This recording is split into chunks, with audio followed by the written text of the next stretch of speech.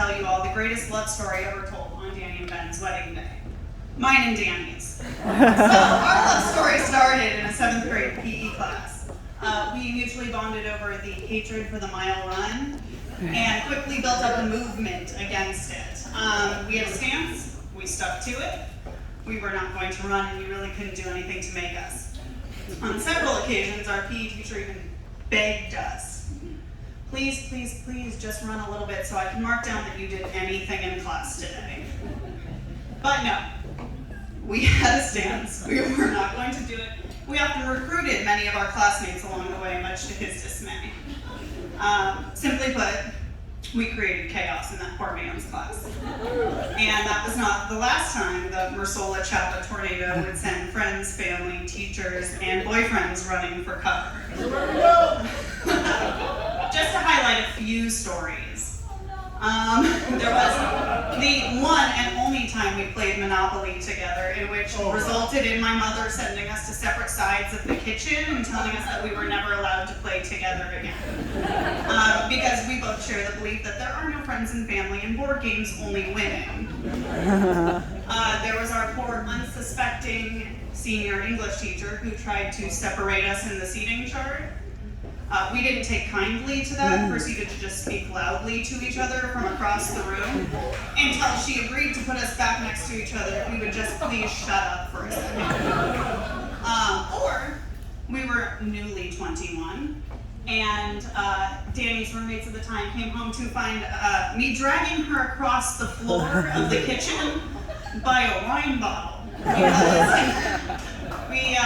All we had to open our shiny new and incredibly cheap bottle of wine was a simple corkscrew, to which we realized after the fact neither of us knew how to use. The plan was she would hold it between her legs and I would pull.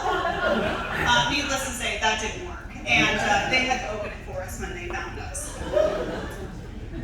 The reality is, over the last 18 years, there are thousands of stories I could tell, but it would take far too long and be incredibly embarrassing for both of us, so I will give you the short of it. Dani and I met in the 7th grade, became sisters when we were 17. At a point in time that we had both lost the people we thought would be our forever friends and were in need of somebody. We went through high school dramas, college confusions, numerous bad haircuts, dozens of broken hearts, countless late nights, and every major milestone. We've lived together and halfway across the world from each other. We've screamed and cried and come out the other side laughing. We have been brutally honest and given space but never abandoned. Simply put, Dani is my soulmate. So, let's see. I'll turn the page, hold on. Stand by. So, it was no surprise to anybody that on my big day, Dani was my maid of honor. She told this great story about the first time she met Caleb, and what she thought of him, her first impressions, and I thought, great, I'm taking notes for her day. I'm gonna be honest, I don't remember meeting Ben. I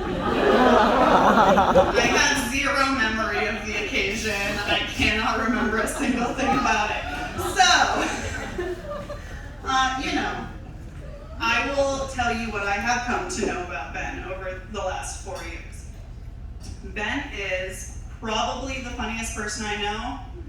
I don't think I've ever spent more than 60 seconds in his presence without laughing.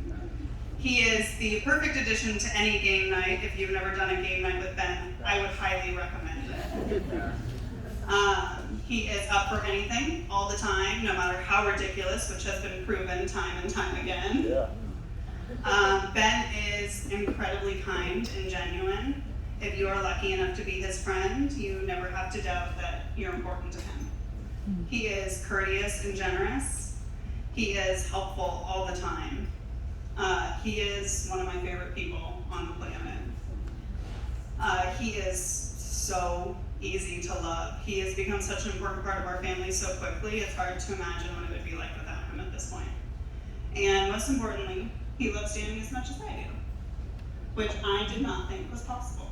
And I know they've been together for 4 years, but honestly, the jury was still out until about 2 years ago. When Dani graduated from her LBN program, it was, we were sitting at a back table, laughing quite loudly at an inappropriate moment at some stupid joke Ben had made, being aggressively shushed by Dani and my mother like children for being disruptive. That bout of laughter had been probably going on for about 5 minutes, and Ben was starting to turn red. But the second they called Dani's name, his attention was completely on her. And I saw in that moment all the love and adoration in his eyes for Dani, and I recognized it. I knew that he saw her for how truly spectacular she was, flaws and all, and loved her unconditionally anyways, just like me. And I've never had a single doubt since that day that Ben was the one she would end up with. So I'll end with this. Dani, you've always said that you're indebted to me for our friendship and that you're the lucky one. Please understand that feeling goes both ways. You are my person forever and always, no matter what.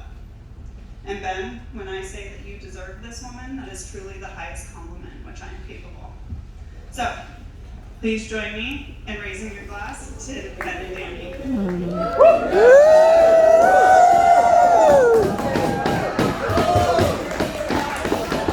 Yes, yes. Let's give it up for Catie and make it a little harder.